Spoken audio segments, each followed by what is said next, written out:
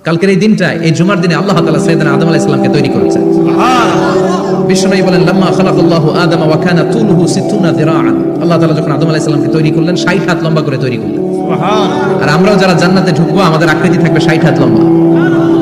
মজা করে সুবহানাল্লাহ পড়তে পারলেন না? সুবহানাল্লাহ। আল্লাহ সাইয়েদনা আদমকে তৈরি করলেন এই জুমার দিনে। আবার সাইয়েদনা আদম আলাইহিস সালামকে পৃথিবীর বুকে তিনি পাঠিয়ে দিয়েছিলেন এই জুমার দিনে। কুলনা হাবিতু মিনহা জামিআ, ও Adam go down with your wife, তোমার স্ত্রী হাওয়াকে নিয়ে পৃথিবীতে নামো। সাইয়েদনা আদম আলাইহিস সালামকে আল্লাহ তাআলা পাঠিয়েছিলেন শ্রীলঙ্কার একটা পাহাড়ে, অ্যাডামস পিক। ওখানে ঐতিহাসিকভাবে প্রমাণিত, এটা হাদিসে নেই, কুতুবুত তারিখে এসেছে।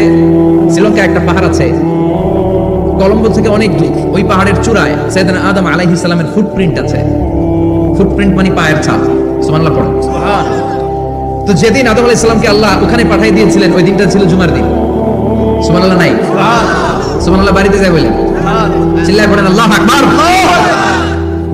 এরপরে সাইয়েদনা আদমকে পাঠানো হলো শ্রীলঙ্কায়, সাইয়্যিদাতুনা হাওয়া আলাইহিস সালামকে পাঠিয়ে দেয়া হলো